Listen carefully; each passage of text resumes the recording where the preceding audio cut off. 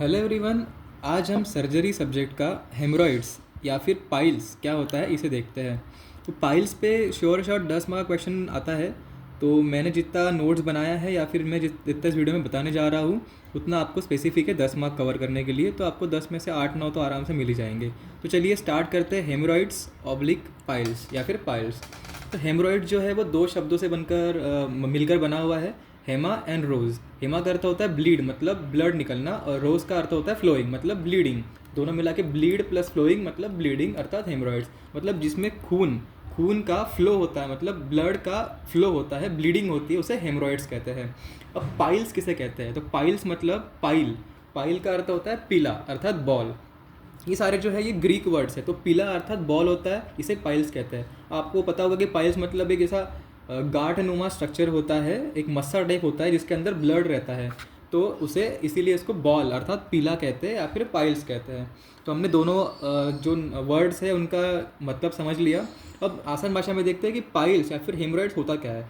अर्थात अब जो एनल कैनल है वहाँ पे जो वेन्स होती है, कॉन्स्टिपेशन के द्वारा या फिर किसी और स्ट्रेनिंग स्ट्रेनिंग मतलब तनाव के कारण वहाँ की जो वेन्स है वो डायलेट हो जाती है और उस वेन में ब्लड का कलेक्शन हो जाता है। जिस कारण क्या होगा, डायलेट होने के कारण वो ब्लड कलेक्ट हो गया। अब कलेक्ट होने के कारण क्या होगा, वहाँ पे एक गांठ नुमा स्ट्रक्चर या फिर मस्सा जैसा एक फॉर्म हो जाता है, उसे कहते हैं पाइल्स।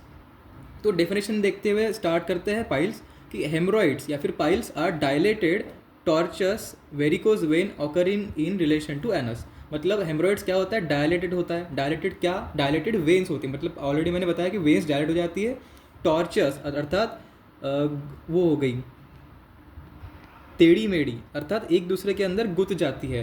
या फिर वेरिकोज वेन अर्थात वेरिकोज वेन मतलब जहाँ पे ब्लड का कलेक्शन हो गया और वहाँ पे संग हो गया, मतलब वहाँ पे जाके ब्लड अटक गया है। कहाँ पे होगा ये? एनस में, एनल कैनल के अंदर जो वेन्स है, वहाँ की जो वेन्स है उसे हेमरॉइड्स कहते हैं फिर। तो haemorrhoids are dilated tortuous varicose vein occurring relation to anus. मतलब एनस के रिलेशनशिप में dilated tortuous and varicose vein form हो जाना, मतलब वेरिकोसिस हो जाना, इसे कहते हैं पाइल्स। अब इसकी प्रीवैलेंस एज क्या है? तो 45 to 60 ईयर्स ऑफ एज में ये मेनली कॉमनली ऑकर होता है। तो जिसकी भी एज 45 to 65 के बीच में है उनको पाइल्स होने के ज़्यादा चांसेस होते हैं। अब पाइल्स के कॉजेज़ देखते हैं। तो कॉजेज़ है हेरिडेटरी फैक्टर, अर्थात किसी के पेरेंट्स को अगर पाइल्स होगा तो हो सकता है उनके बच्चे को भी पाइल्स हो। सेकेंड है एनाटॉमिकल फैक्टर, मतलब अगर किसी ह्यूमन बींग का पैदा होने से ही मतलब जन्मजात से ही एनाटॉमिकल डिफॉर्मिटी हो, कोई मतलब ऑर्गन या फिर कोई स्पेसिफिक जो एनाटॉमिकल फैक्टर है वो प्रॉपरली डेवलप ही ना हुआ हो, जैसे कि absence of walls in superior haemorrhoidal veins. मतलब सुपेरियर हेमोरॉइडल वेन्स के अंदर वॉल भी नहीं है। तो वॉल ना होने से क्या होगा, उसमें डायलेशन हो जाएगा वेन्स का। इसलिए ये इंपॉर्टेंट है कि absence of valves in superior haemorrhoidal vein. इसमें याद रखना आपको सुपेरियर, और कहाँ की वेन है? हेमोरॉइडल वेन। थर्ड है कॉन्स्टिपेशन। तो ये सबसे इंपॉर्टेंट पॉइंट है, सबसे इंपॉर्टेंट कॉज है पाइल्स का। अब कॉन्स्टिपेशन क्या होता है? तो जब किसी पर्सन को प्रॉपर रेगुलर मोशन नहीं होते हैं तो उसको कॉन्स्टिपेटेड कहते हैं। तो इसमें क्या होगा, intra rectal pressure rises to 175 mm of Hg in constipation and causes piles. मतलब जो इंट्रा रेक्टल प्रेशर होता है, मतलब रेक्टस के अंदर का प्रेशर होता है, वो नॉर्मली कितना होता है? 40 to 60 mm ऑफ Hg। तो नॉर्मल प्रेशर है 40 to 60 mm ऑफ Hg। अब अपन कॉन्स्टिपेटेड हो गया तो जो पेशेंट है वो मोशन के टाइम पे बहुत स्ट्रेनिंग करेगा, मतलब जोर लगाएगा स्टूल को पास करने के लिए। तो क्या होगा, रेक्टल प्रेशर 40-60 से बढ़ के 175 mm ऑफ Hg तक चला जाएगा। तो इसके कारण क्या होगा, वहाँ पे पाइल्स फॉर्म होगी। मतलब इतना प्रेशर लगा लिया, इतनी स्ट्रेनिंग कर ली, तो ऑब्वियसली वहाँ पर क्या हो जाएगा, वेन्स के अंदर डायलेशन हो जाएगा और ब्लड का अकोमुलेशन हो जाएगा, तो इसलिए पाइल्स फॉर्म हो जाएगा। बाकी है फॉल्टी हैबिट्स ऑफ डेफिकेशन। मतलब डेफिकेशन की फॉल्टी हैबिट्स, मतलब प्रेशर आ रहा है फिर भी मोशन पास आउट नहीं कर रहे हैं, या फिर पूरे प्रेशर मतलब मोशन आने के बाद भी कुछ और काम कर रहा है, अवॉइड कर रहा है, इग्नोर कर रहा है कि चलो थोड़ी देर बाद चले जाएंगे। इसके बाद डाइटरी हैबिट्स, मतलब अगर वो फाइबर का अगर बहुत कम मात्रा में कंज्यूम कर रहा है, और बाकी मीट वगैरह खा रहा है ज़्यादा मात्रा में, रेड मीट खा लिया, चिकन वगैरह खा रहा है, तो उसके कारण भी कॉन्स्टिपेशन होगा और कॉन्स्टिपेशन से पाइल्स होगा।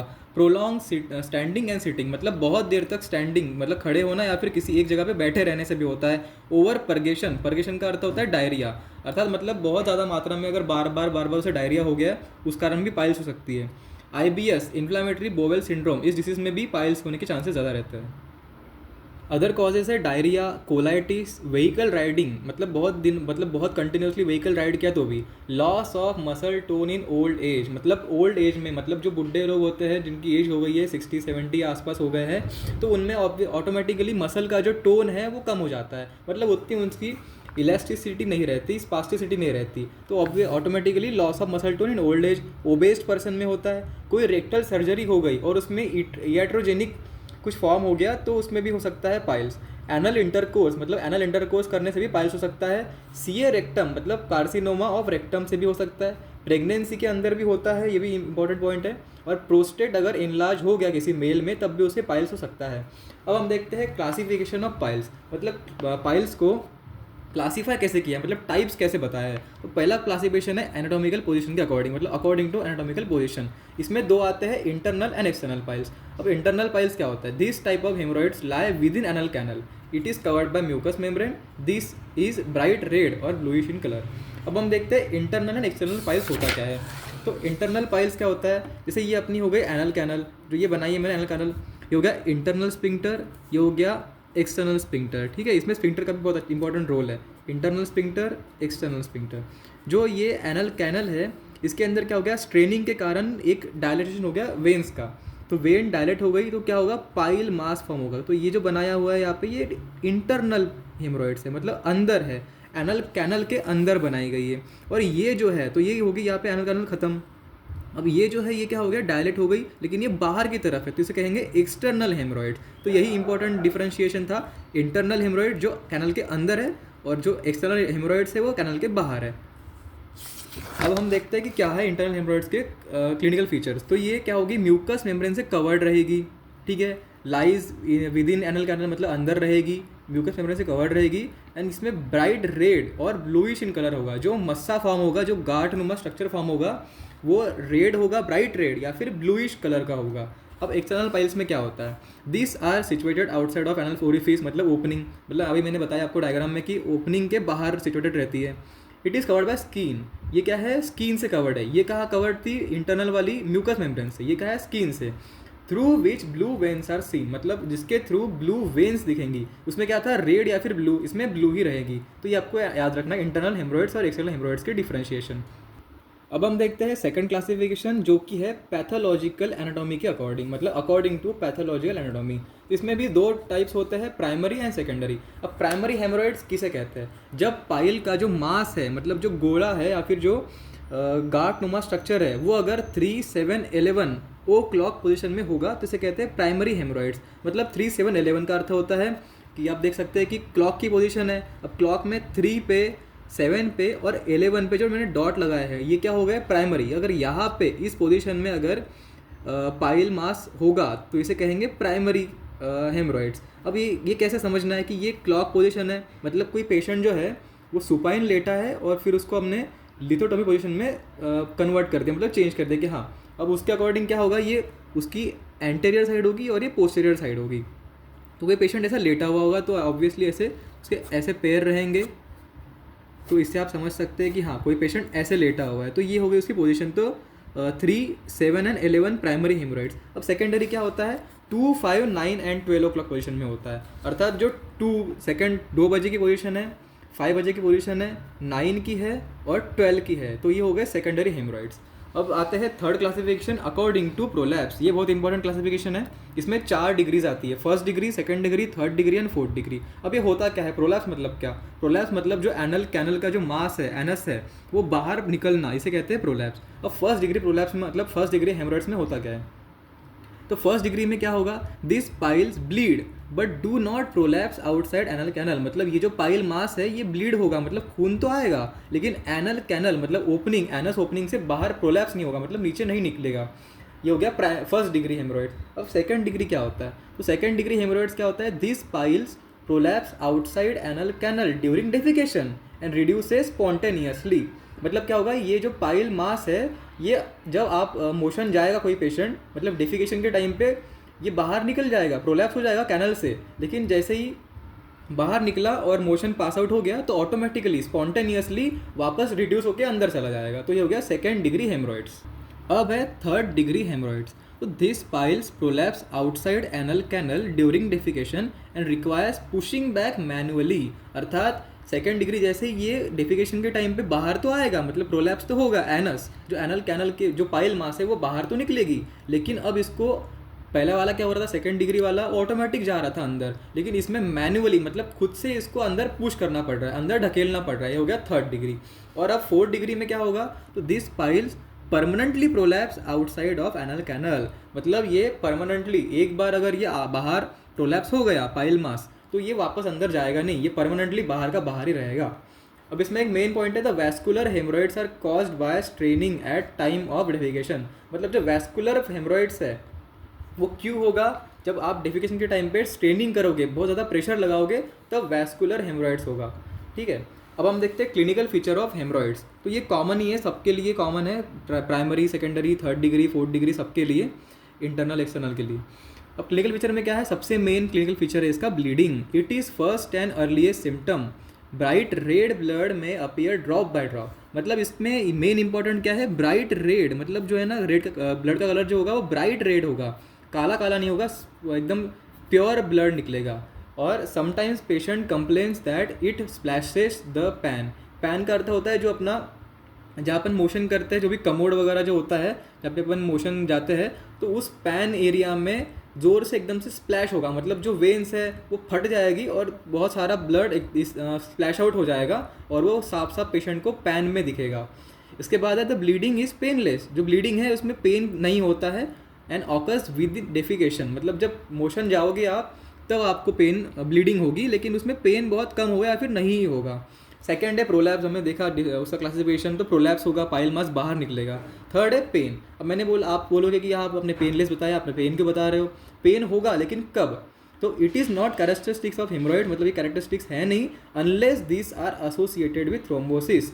अर्थात वहाँ पे अगर थ्रोम्बोसिस हो गया, वहाँ पे अगर क्लॉट फॉर्म हो गया, वो पास नहीं हो पा रहा है ब्लड वहाँ से, वही फंस चुका है, तो तब पेन होगा। वहाँ पे क्या हो जाएगा, गांठ उत्पन्न हो गई, लेकिन अब वो क्या हो गई, उसके अंदर अब उसको बाहर निकलने के लिए या फिर मोशन के लिए उस ब्लड को जगह ही नहीं है, एक जगह जाके वो अटक गया है, तब थ्रोम्बोसिस फॉर्म होगा या फिर क्लॉट फॉर्म होगा और उस कारण पेन होगा। तो आपको ये इंपॉर्टेंट याद रखना है, पेन। म्यूकस का डिस्चार्ज होगा और प्रूराइटस एनी। प्रूराइटस एनी क्या होता है, itchy anus due to mucosal discharge, मतलब म्यूकस का डिस्चार्ज हुआ, वहाँ पे हो गया इन्फेक्शन, वहाँ पे क्या होगा, खुजली होगी, तो ईचिंग होगी कहाँ पे, एनल ओरिफिस पे या फिर एनस के आसपास, इसे कहते हैं प्रूराइटस एनी।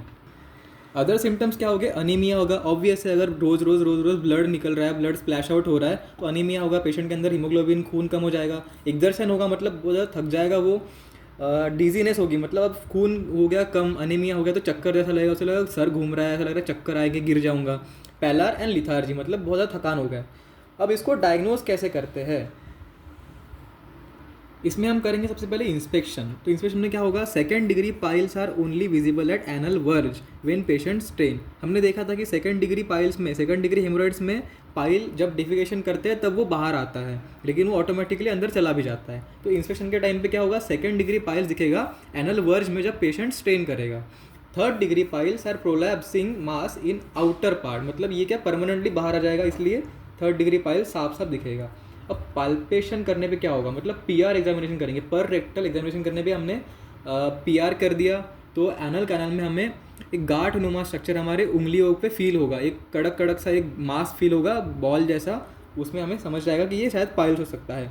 अब आया प्रोक्टोस्कोपी, ये सबसे इंपॉर्टेंट है, use for diagnosis of internal hemorrhoids. मतलब जो एक्सटर्नल हेमोरॉइड्स है वो तो साफ साफ अपने नेकेड आइज से ही दिख रहे हैं, लेकिन जो अंदर के है इंटरनल है वो हमें दिख नहीं रहे, इसलिए हम यूज़ करते हैं प्रोक्टोस्कोप, इसे कहते हैं प्रोक्टोस्कोपी। तो इसमें क्या होता है, handle should be at 6 o'clock position at time of inserting. मतलब ये जो प्रोक्टोस्कोप होता है, इसका हैंडल जो होता है, जब हम एनल कैनल में इंसर्ट कर रहे हैं तब 6 o'clock पोजीशन में होना चाहिए उसका handle, which after completely insertion should be turned to 12 o'clock on gradually withdrawal to bulge piles into end of proctoscope। अब जब हम इसको अंदर पूरा इंसर्ट कर दिया है, अब हमें जब बाहर निकालना है तो इसे 6 o'clock से 12 o'clock पे घुमाते हुए बाहर निकालना है, ताकि जो पाइल है वो बल्ज हो जाए और प्रोक्टोस्कोप के एंड में दिखना शुरू हो जाए, मतलब दिखे। ये हो गया प्रोक्टोस्कोपी। इससे क्या होगा, इंटरनल हेमोरॉइड साफ साफ दिखेंगे कि हाँ कहाँ पे किस पोजीशन में इंटरनल हेमोरॉइड्स लोकेटेड है। अब आया सिग्मोइडोस्कोपी। तो सिग्मोइडोस्कोपी क्या होती है कि जो सिग्मोइड कोलॉन है, अब कोलॉन के पार्ट्स होते हैं 4, sigmoid colon, ascending, transfer and descending colon. तो इसमें स्पेशली मेनली जो पाइल्स होता है वो सिग्मोइड पार्ट में होता है, मतलब सिग्मोइड कोलॉन में हो सकता है। इसलिए क्या होता है, एनस के थ्रू एक कैमरा वाला एक केबल अंदर इंसर्ट करते हैं, तो उसके हमें पता चलता है कि कहाँ पे पाइल मास हो सकता है। इसे कहते हैं सिग्मोइडोस्कोपी। अब इसकी ट्रीटमेंट जो है वो हम नेक्स्ट वीडियो में देखेंगे। Thank you.